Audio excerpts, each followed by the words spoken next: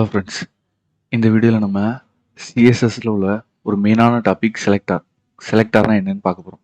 அதுக்கு முன்னாடி சிஎஸ்எஸ்னா என்னன்னு தெரில, இல்லை HTMLனா என்னன்னு தெரில அப்படின்னா நான் டிஸ்கிரிப்ஷனில் HTMLக்கும் சிஎஸ்எஸ், அதாவது சிஎஸ்எஸ்க்கு இதுக்கு முன்னாடி இன்ட்ரோன்னு ஒரு வீடியோ போட்டிருக்கேன். அந்த இன்ட்ரோ வீடியோ பார்த்துட்டு வாங்க, டிஸ்கிரிப்ஷனில் லிங்க் கொடுக்குறேன். இப்போ செலக்டார்னா என்னன்னு பார்ப்போம்.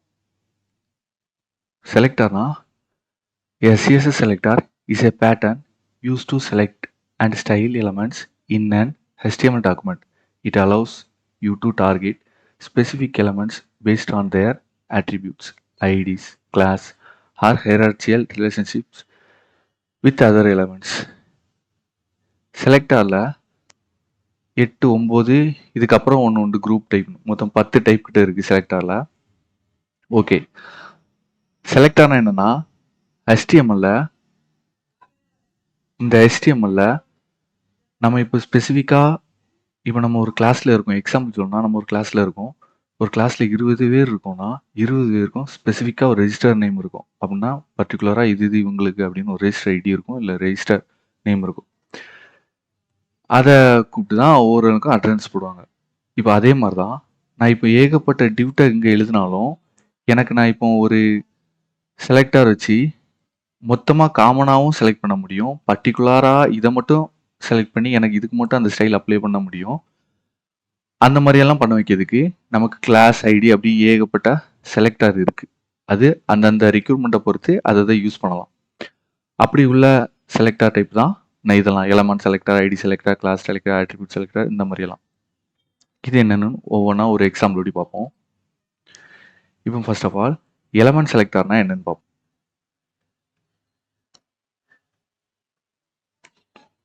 எலமெண்ட் செலக்டார்னா இதே மாதிரி டேகை யூஸ் பண்ணி டிசைன் பண்ணது.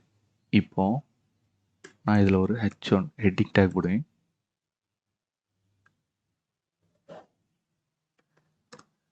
ஹெட்டிங் 1 போடு. இப்போ எனக்கு இதை கால் பண்ணணும். எப்படின்னா எக்ஸ்டர்னல் ஃபைல், அதாவது சிஎஸ்எஸ்ல எக்ஸ்டர்னல் ஃபைல் ஒன்று கிரியேட் பண்ணியிருக்கேன். அதில் H1 டேக் கொடுத்து ஓப்பன் ப்ராக்கெட் க்ளோஸ் ப்ராக்கெட் கொடுத்து இப்போ நார்மலாக இந்த H1 நம்ம ரன் பண்ணி பார்த்துருவோம். ரன் பண்ணதுக்கு ரைட் கிளிக் பண்ணி காப்பி பாத் கொடுத்து ப்ரௌசரில் அதை பேஸ்ட் பண்ண அப்புறம் அவுட்புட் வந்துடும். நம்ம கொடுத்த H1 டேக் வந்துட்டு. ஓகே, இதை எலமெண்ட் செலக்டார்னா டேக்கை தான் ஸ்டைல் பண்ணுவோம். இப்போ நான் ஒரு H1 டேக் கொடுக்கேன், ஒரு P டேக் கொடுக்கேன் அப்படின்னா இப்போ P டேக்ல நான் இப்போ லாரம்சம் கொடுக்கேன்.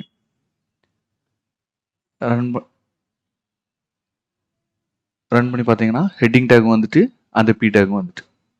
எனக்கு இப்போ என்ன பண்ணணும்னா இந்த எலமெண்ட் செலக்டர் வச்சு ஹெட்டிங் டேக் நான் கலர் சேஞ்ச் பண்ண போகிறேன். இது லோயர் கேஸில் இருக்குது. டெக்ஸ்ட் ட்ரான்ஸ்ஃபார்ம் அப்பர் கேஸ் கொடுக்கேன்னா அப்பர் கேஸ் கொடுத்துட்டு அதுக்கு நான் ஒரு கலர் கொடுக்கேன்.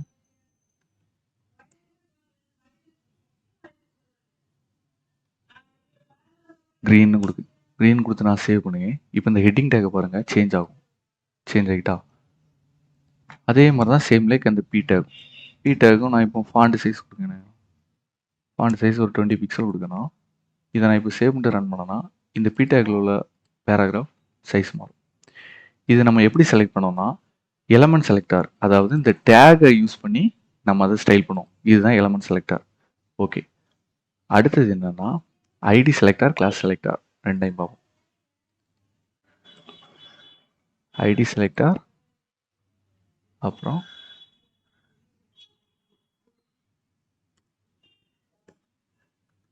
Class selector. ஓகே, இப்போ இது ஒரு மெத்தட். அந்த செலக்டாரில் நான் இப்போ ஒரு டிவ் டேக் கொடுக்கேன். டிவ் டேக்கு ஐடி செலக்டார்னா என்னன்னா நான் இப்போ ஒரு டிவ் டேக்குள்ள கிளாஸ் யூஸ் பண்ணேன்.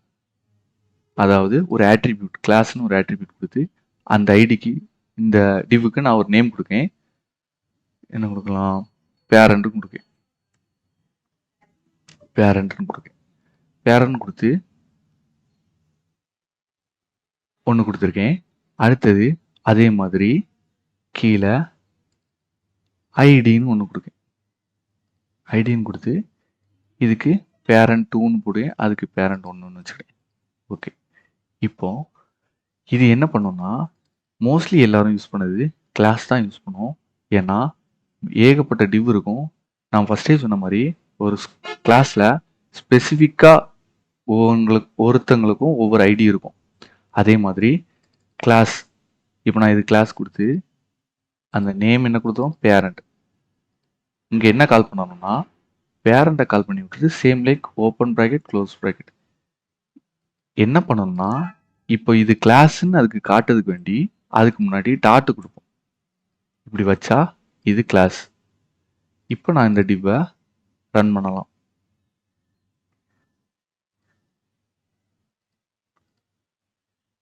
இதுக்குள்ள நான் ஒரு ஹலோ வேர்ல்டு கொடுக்கேன். ஹலோ வேர்ல்டு கொடுத்து இதை நான் சேவ் பண்ணி ரன் பண்ணேன்னா எனக்கு அந்த ஹலோ வேர்ல்டு வந்துட்டு எனக்கு இப்போ இந்த டிவ்வை ஸ்டைல் பண்ணணும். அதுக்கு பேக்ரவுண்ட் கலர் கொடுக்கணும்.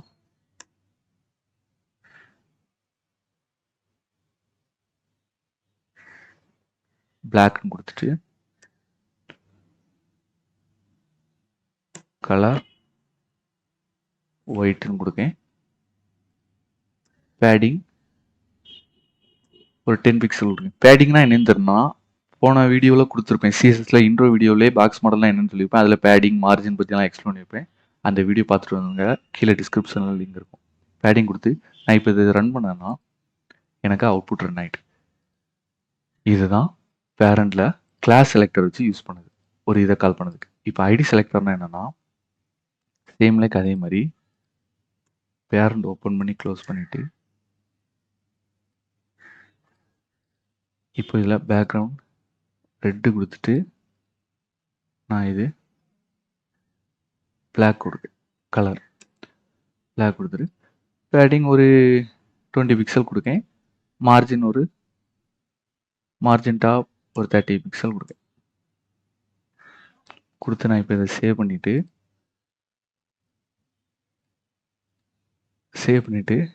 ரன் பண்ணுவேன்.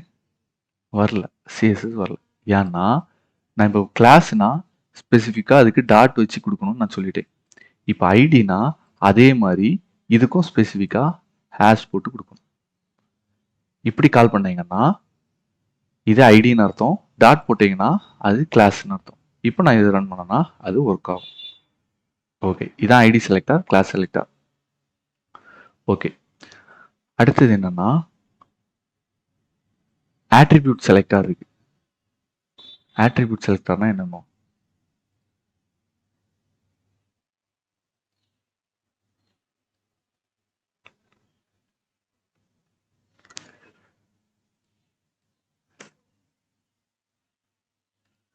ஓகே, நான் இதை ரீப்ளேஸ் பண்ணிடுறேன். ஆட்ரிபியூட் செலக்டர்னா நாம் இப்போ ஒரு டிவ்னா என்ன பண்ணிட்டோம், ஒரு கிளாஸ் நேம் கொடுத்துட்டோம். கிளாஸ் நேம் கொடுத்து அதுக்கு ஒரு பேரண்ட்னு ஒரு கிளாஸ் நேம் வச்சுட்டோம். இப்படி நம்ம இந்த டிவ்வுக்குள்ளே ஏதாவது ரைட் பண்ணி அதை ஸ்டைல் பண்ணிக்கலாம். இப்போ ஆட்ரிபியூட் செலக்டர் எதுக்கு யூஸ் ஆகும்னா நமக்கு நிறைய டேக் சிஎஸ்எஸ்ல இன்புட்டாக இருக்குது. இன்புட் டேக்னு ஒரு இருக்கு. இப்போ இந்த இன்புட் டேக்ல நம்ம என்ன ஆட்ரிபியூட்லாம் கொடுப்போம், டைப் ஈக்குவல் டு டெக்ஸ்ட்னு கொடுப்போம், ஆர் நம்பர், இமெயில் என்னன்னாலும் கொடுக்கலாம். நான் இப்போ டெக்ஸ்ட்னு கொடுக்கேன். இதில் ஒரு பிளேஸ் ஹோல்டர் இருக்கும். பிளேஸ் ஹோல்டரை எந்த வேல்யூன்னு கொடுத்துட்டு நான் இப்போ இதை சேவ் பண்ணிட்டு ரன் பண்ணேன்னா இது வேண்டாம், இதை நான் இப்போ சேவ் பண்ணிட்டு ரன் பண்ணேன்னா எனக்கு அந்த இன்புட் வேல்யூ வந்துட்டு இதில் நான் டைப் பண்ணலாம். ஓகே, எனக்கு இப்போ இந்த இன்புட்டை என்ன பண்ணணும், இந்த இன்புட்டை எனக்கு ஸ்டைல் பண்ணணும். அதுக்கு நீங்கள் கேட்குற மாதிரி என்ன ப்ரோ இதில் கிளாஸ் நேம் போட்டு பண்ண முடியாதா அப்படின்னா கிளாஸ் நேம் போட்டும் பண்ணலாம். கிளாஸ் நேம் போட்டும் பண்ணலாம். இதில் ஸ்பெசிஃபிக்காக ஒரு நேம் கொடுத்து கிளாஸ் நேம் போட்டு பண்ணலாம். நான் உங்களுக்கு ஆட்ரிபியூட்னா என்னன்னு எக்ஸ்பிளைன் பண்ணுறேன். ஆட்ரிபியூட்னா என்னன்னா, இப்போ இன்புட் டேக்ல டைப் ஈக்குவல் டு டெக்ஸ்ட்ன்னு இருக்கு. இதுதான் இதோட ஆட்ரிபியூட். அதை ஸ்டைலில் எப்படி கால் பண்ணணும்னா, இதெல்லாம் வேண்டாம். இன்புட்டை போட்டுட்டு அரே ஓப்பன் பண்ணிட்டு இதில் டைப் என்ன type, type equal to text. அதை அப்படியே பேஸ்ட் பண்ணிடுங்க. பேஸ்ட் பண்ணிட்டு ஓப்பன் ப்ராக்கெட் க்ளோஸ் ப்ராக்கெட் கொடுத்தேன்னா இதில் எனக்கு இப்போ என்ன பண்ணணும், பார்டர் எனக்கு ஒரு 2 பிக்சல் சாலிட் ரெட்டுன்னு கொடுத்துட்டு பேடிங் ஒரு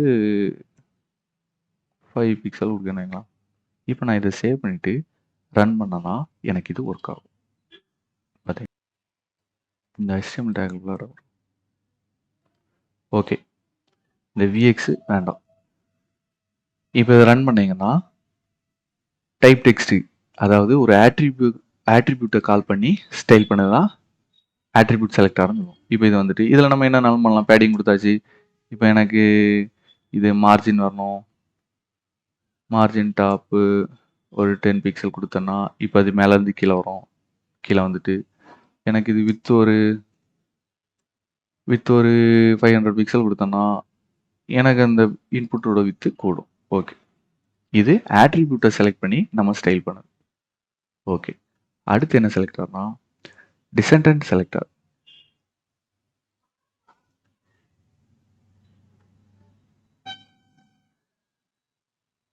டிசெண்டன்ட் செலக்டர் டிஎன்டி. ஓகே, டிசெண்டன்ட் செலக்டர்னா என்னன்னா, இப்போ நான் ஒரு டிவ் டேக் கிரியேட் பண்ணேன். டிவ் டேக் கிரியேட் பண்ணிட்டு அதுக்கு நான் ஒரு கிளாஸ் நேம் வைக்கேன். கிளாஸ் PARENT பேரண்ட் வைக்கேன். அடுத்தது ஒரு டிவ் டேக் கொடுக்கேன். அதுக்குள்ள ஒரு H1 டேக் ஹெட்டிங் கொடுக்கேன். ஹெட்டிங் கொடுத்துட்டு இப்போ இதுக்கு ஒரு கிளாஸ் சைல்டுன்னு கொடுக்கேன். இப்போ இந்த டிவ்வுக்கு வெளியா ஒரு H1 டேக் கொடுக்கு. இது ஹெட்டிங் 2ன்னு கொடுக்கு. ஓகே,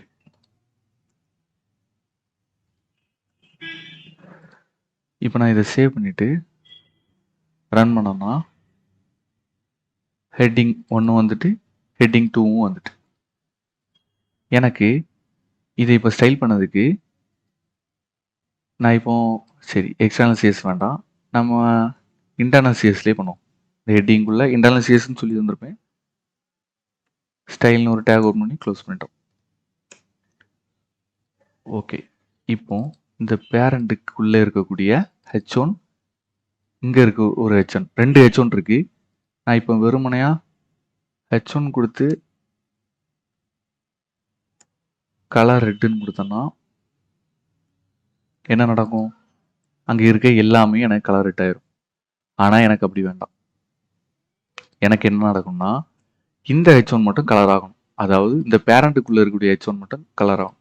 அப்போ நான் டாட் பேரண்ட் கிளாஸ்னால் என்ன சொல்லணும், டாட் பேரண்ட் கொடுத்து அந்த H1 கால் பண்ணிவிட்டு சேவ் பண்ணு. சேவ் பண்ணி ரன் பண்ணனா எனக்கு அந்த H1 மட்டும் கால் ஆகும். ஏன்னா இது ஒரு டிவ்வு, இந்த டிவ்வுக்குள்ளே இருக்கக்கூடிய H1 நம்ம கால் பண்ணுவோம். அப்போ அது செலக்ட் ஆகும். அதுக்கு நம்ம இந்த சைல்டை கால் பண்ணணும் அவசியம் இல்லை. இப்போ நமக்கு இந்த சைல்டை மட்டும் கால் பண்ணி இதை கால் பண்ணாலும் அது நமக்கு ஒர்க் ஆகும். ஓகேவா, இதான் டிசெண்டன்ட் செலக்டர். ஓகே, அடுத்தது என்னன்னா சைல்டு செலக்டர்.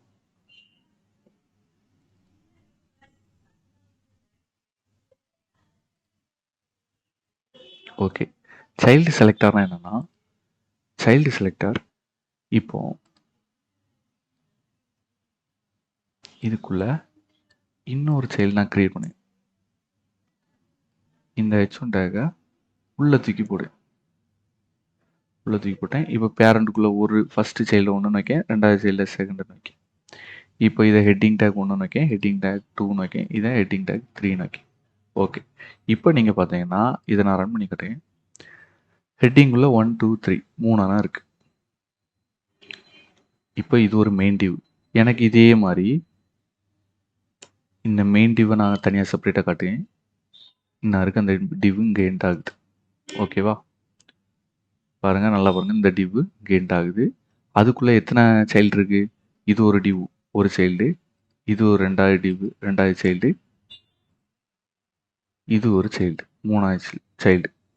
இப்போ எனக்கு இந்த சைல்டை நான் இப்போ சைல்டு ஹெட்டிங் 1 அப்படின்னு கொடுக்கலாம். இந்த பேரண்ட் ஹெட்டிங் 1 கொடுத்து நான் சேவ் பண்ணனா என்ன நடக்கும் பாருங்க.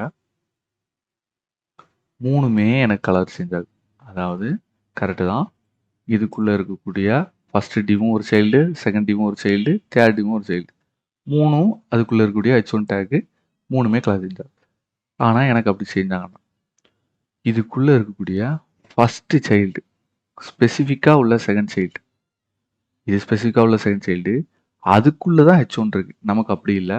ஃபஸ்ட்டு ப்ரையாரிட்டி, இந்த பேரண்டில் உள்ள ஃபஸ்ட்டு ப்ரையாரிட்டி என்னது? இந்த H1 டேக். இது நமக்கு கால் ஆகும். அதுக்கு நம்ம என்ன பண்ணால் ஒரு ஆரோ கொடுத்தா போதும். ஆரோ கொடுத்து சேவ் பண்ணிட்டேன்னா இப்போ பாருங்கள், எனக்கு ஃபஸ்ட்டு ப்ரையாரிட்டி இந்த H1க்கு தான், அதுதான் கால் ஆகும். இதுதான் சைல்டு செலக்டர். இந்த சைல்டு ஏன் கால் ஆகணும்னா இது ஒரு டிவ்வுக்குள்ளே இருக்கக்கூடிய H1. இப்போ இந்த டிவ்வுக்கு சைல்டு, மெயின் சைல்டு இதுதான், இந்த H1 தான். இந்த ரெண்டும் அதுக்குள்ளே இருக்கக்கூடிய H1, அதாவது ஒரு கிளாஸுக்குள்ளே இருக்கக்கூடிய H1. அதனால இது கால் ஆகாது, இந்த H1 மட்டும்தான் கால் ஆகும். இது சைல்டு செலக்டர். அடுத்தது adjacent sibling selector. First general sibling செலக்டர்னா என்னன்னு பார்ப்போம்.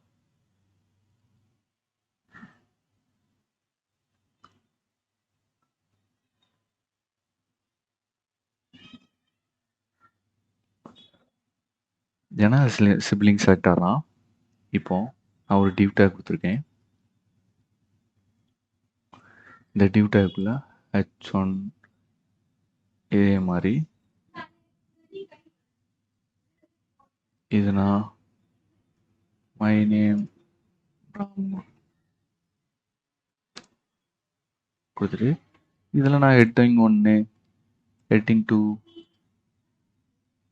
ஹெட்டிங் 3, ஹெட்டிங் 4ன்னு கொடுத்துட்டு நான் இப்போ இதை ரன் பண்ணி காட்டேன். உங்களுக்கு ரன் பண்ணோன்னா இந்த சிஎஸ்எஸ் வேண்டாம். ரன் பண்ணோன்னா அதை கொடுத்துருக்கிறது எல்லாமே வந்துட்டு எனக்கு சிப்லிங் செலக்ட் ஆனால் எனக்கு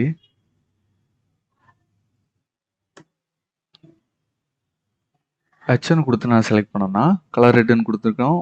நார்மலாக உள்ள மாதிரி ரெட்டுன்னு கொடுக்கணும். ரெட்டுன்னு கொடுத்து நான் சேவ் பண்ணேன்னா இதில் இருக்க எல்லாமே செலக்ட் ஆகும். ஏன்னா ஸ்பெசிஃபிக்காக எதுன்னு கொடுக்கல, நம்ம பாடியில் இருக்க H1 கொடுத்தா எல்லாமே செலக்ட் ஆகும்.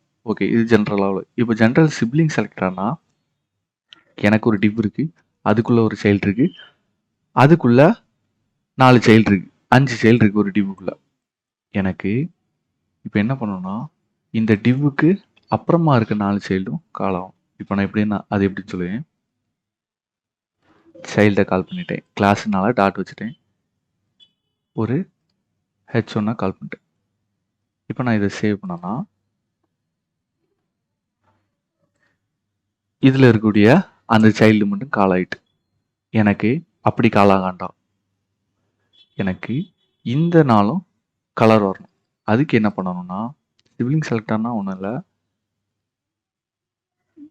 இந்த சிம்பிளை போட்டால் கொடுத்துட்டு நான் சேவ் பண்ணேன். இப்போ நல்லா பாருங்கள், அதாவது இந்த டிவ்வுக்கு அப்புறம் உள்ள சைல்டு எல்லாமே கால் ஆகுது. அதாவது ஃபஸ்ட்டு பேரண்ட் சைல்டுக்கு ஃபஸ்ட்டு பேரண்ட்டுன்னு ஒரு டிவ் இருக்குது, அந்த டிவ்வுக்கு உள்ளே இருக்க ஃபஸ்ட்டு சைல்டை நம்ம கொடுத்துருக்கோம்.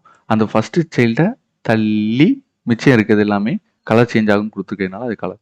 இந்த சிம்பிள் என்னென்னா சிப்லிங், இது நீங்கள் கீபோர்டில் நம்பர் 1க்கு லெஃப்ட் சைடு இருக்கும், அதை ஷிஃப்ட் அமுக்கி இந்த பட்டனை ப்ரெஸ் பண்ணிங்கன்னா இந்த சிம்பிள் வரும். ஓகே, இதுதான் ஜெனரல் சிப்லிங் செலக்டர். அடுத்தது அட்ஜசன்ட் சிப்லிங் செலக்டர்.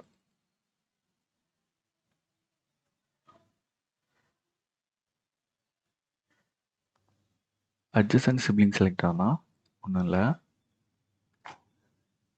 இப்போ இந்த டிவ்வுக்கு அப்புறம் உள்ளதை கால் பண்ணியிருக்கோம். இந்த சைல்டில் அப்புறம் உள்ளதை கால் பண்ணோம்னா ஜெனரல் சிப்ளிங் செலக்டர்.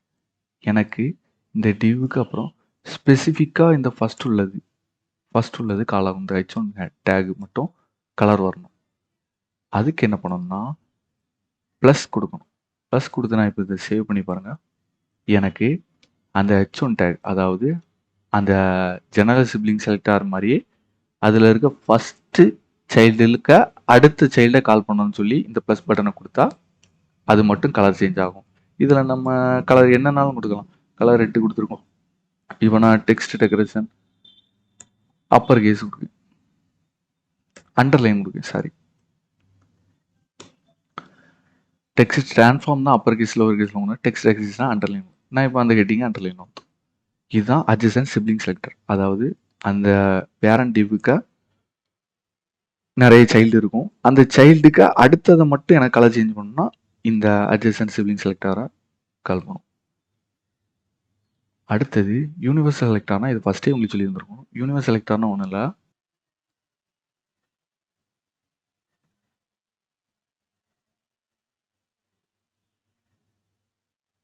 செலக்டார் கொடுத்துட்டு இப்போ இந்த H1 டேக் எந்த டேகுமே நான் கொடுக்கல. இதில் ஒரு ஸ்டார் சிம்பிள் மட்டும் கொடுத்துட்டு நான் இப்போ இதை சேவ் பண்ணிட்டு ரன் பண்ணேன்னா எல்லாமே கலர் சேஞ்ச் ஆகிடும். அதாவது இது மட்டும் இல்லை, H1 டேக் மட்டும் இல்லை. இப்போ நான் ஒரு பி டேக் கொடுக்கேன், பி டேக்கில் சாராம்சம் கொடுக்கேன். இப்போ நான் இதை சேவ் பண்ணேன், அதுவும் கலர் ரெட் ஆயிரும். யூனிவர்சல் செலக்டார்னா இதுக்குள்ளே நீங்கள் என்ன கொடுத்தாலும் அது டோட்டல் பாடியில் உள்ள எல்லா டேக்குமே அப்ளை ஆகும். இதுதான் யூனிவர்சல் செலக்டார். கடைசியாக ஒன்று இருக்குது, குரூப்.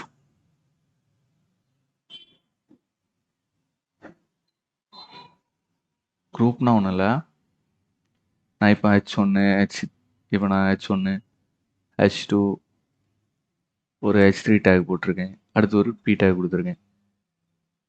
இது எப்படி, இது இப்போ யூனிவர்ஸ் செலக்ட் ஆனால் எல்லாமே கால் ஆகும். அப்படி எனக்கு கால் ஆகுமா? ஒரு 2-3 அப்படி எனக்கு கால் ஆகாம